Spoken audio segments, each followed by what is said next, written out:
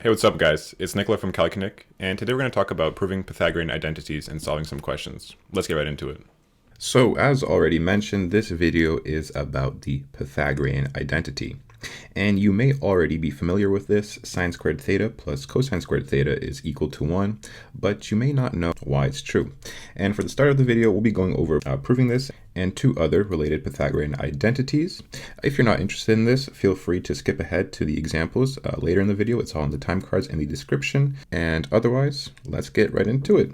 So we have that sine squared theta plus cosine squared theta is equal to 1.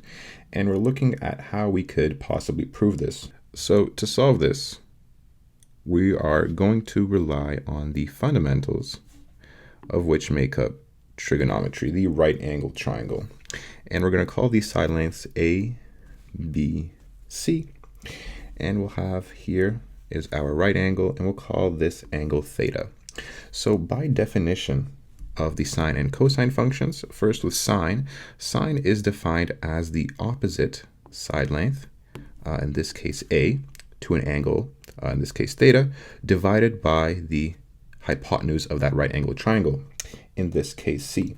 So we have that sine of theta is equal to, in this case, opposite A over the hypotenuse C. Cosine is pretty similar. Cosine is defined as the adjacent side length, in this case B, to an angle theta, so that's B right here, divided by the hypotenuse, in this case C. So we'll have that cosine theta is equal to B over C. So now we have, in the actual question, we want to express this as sine squared and cosine squared. Here we only have sine and cosine. So what we're going to do is we're going to take the square of both of these equations. And so the square of sine theta is going to be in these terms, a squared over c squared.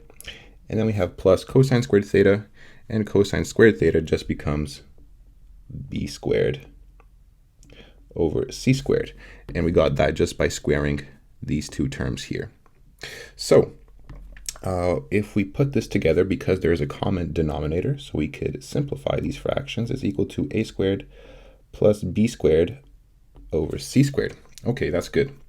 This kind of reminds you of a pretty common theorem. It's called the Pythagorean theorem, which is used for right angle triangles. It states that the sums of the squares of the side lengths a and b is equal to the square of the hypotenuse C. So what we're going to have is that a squared plus b squared is equal to c squared. Okay, perfect. Here we have a squared plus b squared. We have a squared plus b squared here. So we could say that that is equal to c squared. So let's go ahead and do that. So all of this is equal to, in the numerator, c squared, and from before, c squared again. And because they're the same number, c squared and c squared, this is equal to 1, which proves our Pythagorean identity.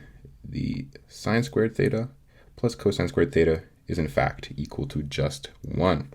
So we're going to take this expression here that we just proved, and we're going to copy it twice, and you'll see why in a second, to prove two more identities. So for the first one, what we're going to do is we're going to divide everything in the equation by cosine squared theta, and you'll see why in a second. We're just doing the same operation to both sides of the equation. So this is completely valid. We divide everything by cosine squared theta. Okay, let's see what we get here.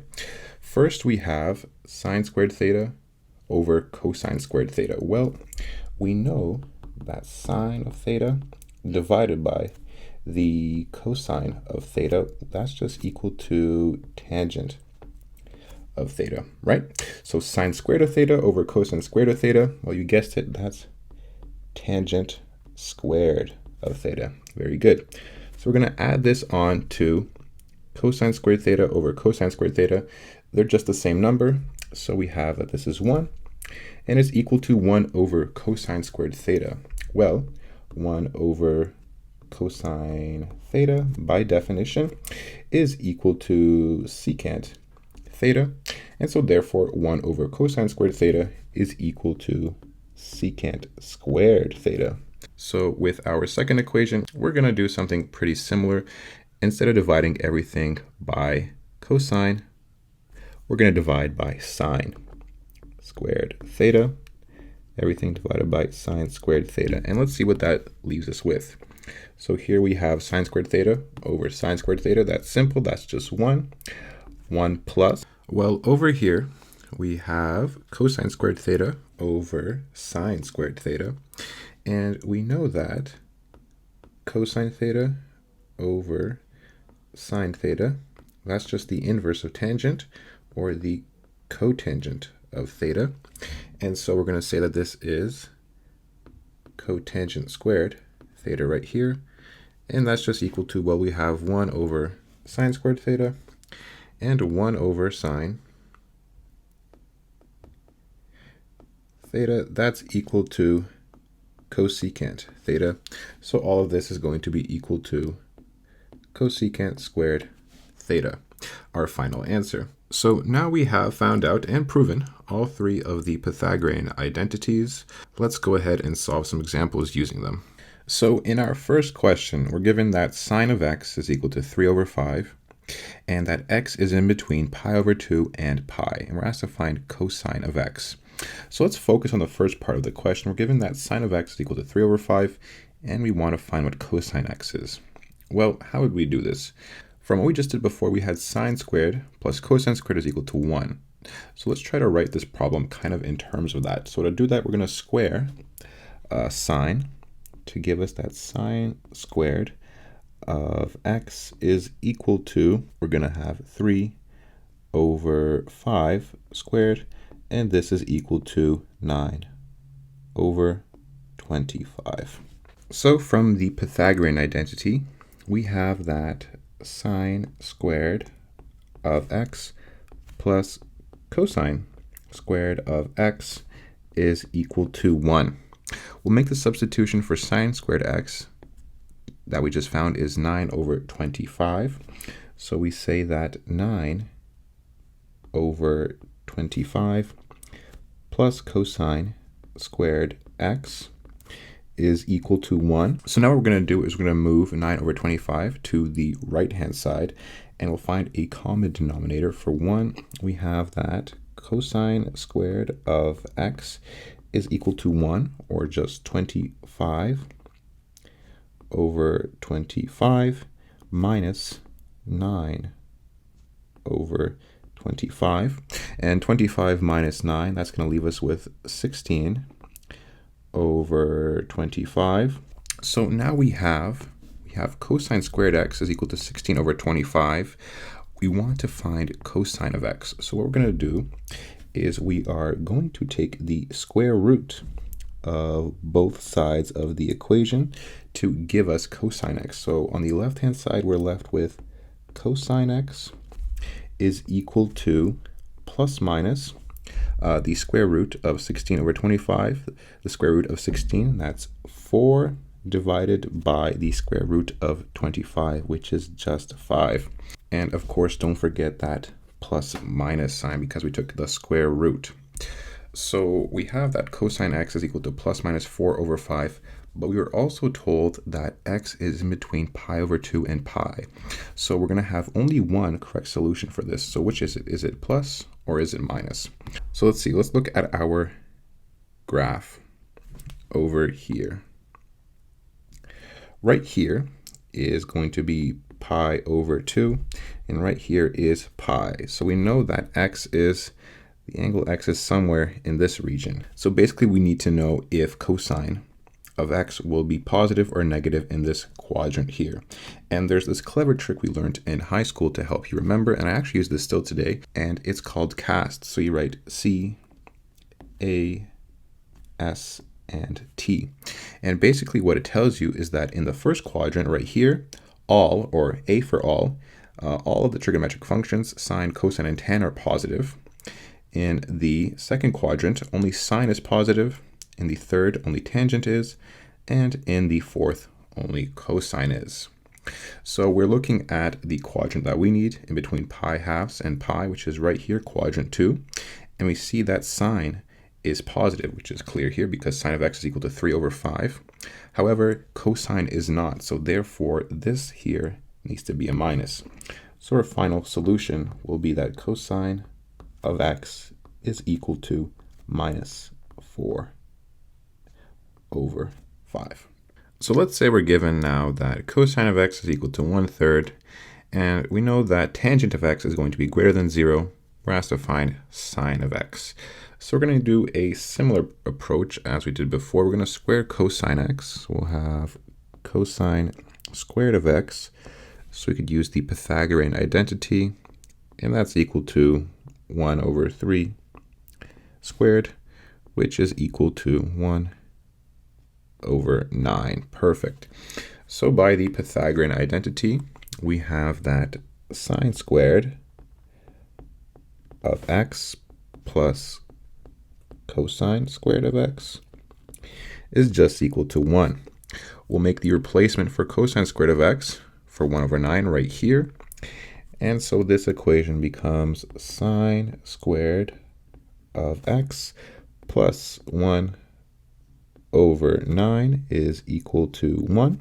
By rearranging, we get that sine squared of x is equal to 1. Well, we'll write 1 in terms of 9 over 9 to have a common denominator with 1 over 9.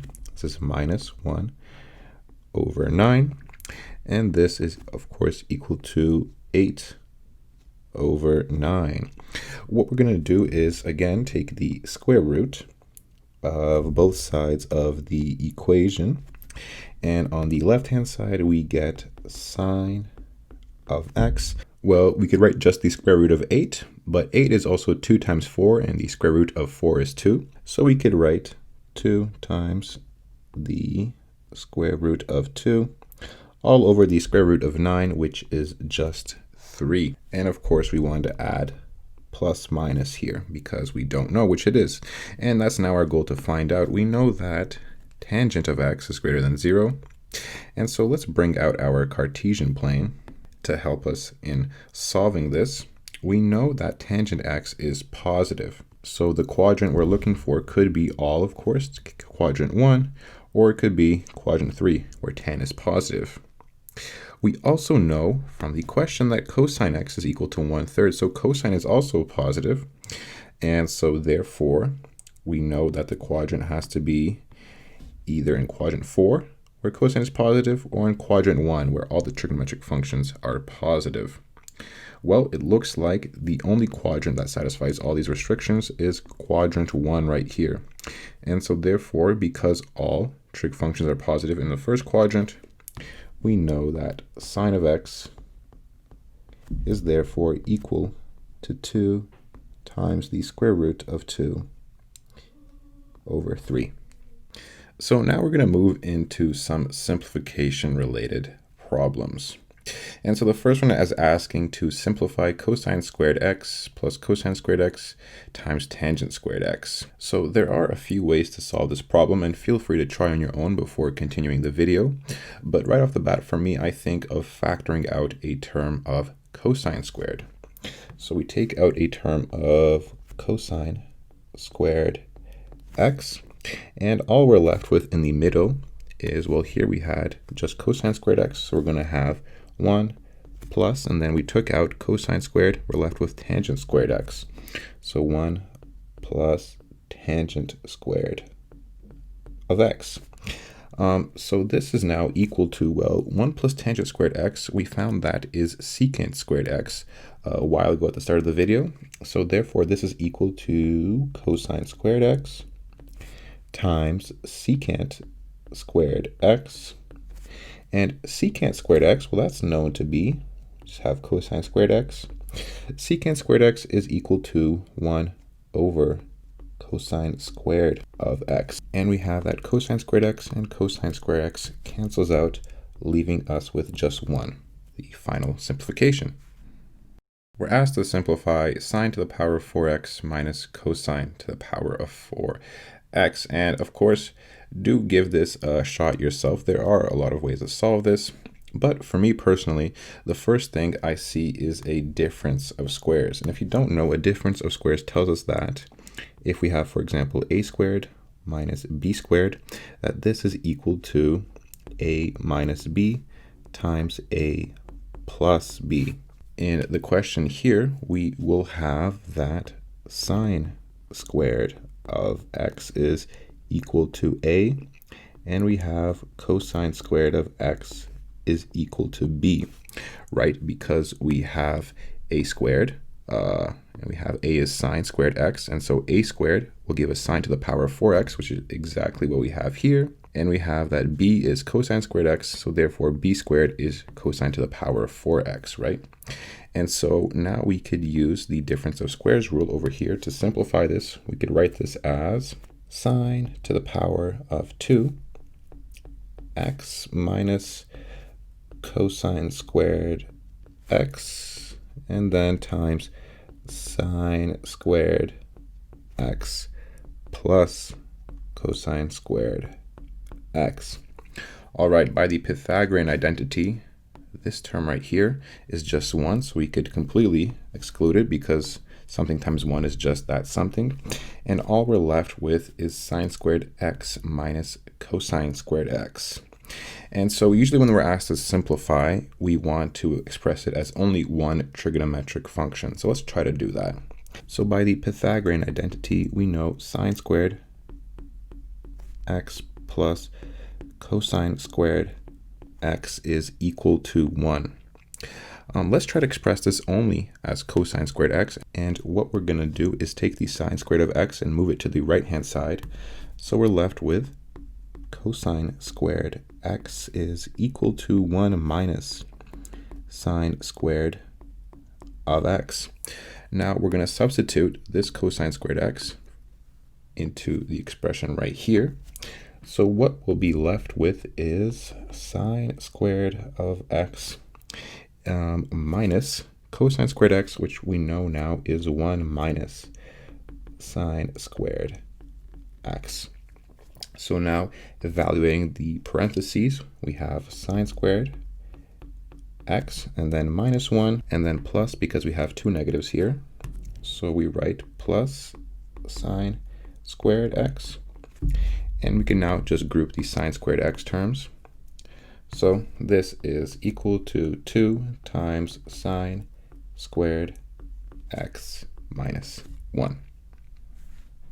So for our final question, we're asked to simplify 1 minus cosine squared x times the cosecant of x. Again, let's look at this term here and try to manipulate the Pythagorean identity to somehow resemble it. So let's say we have sine squared x plus cosine squared x, and that is equal to 1.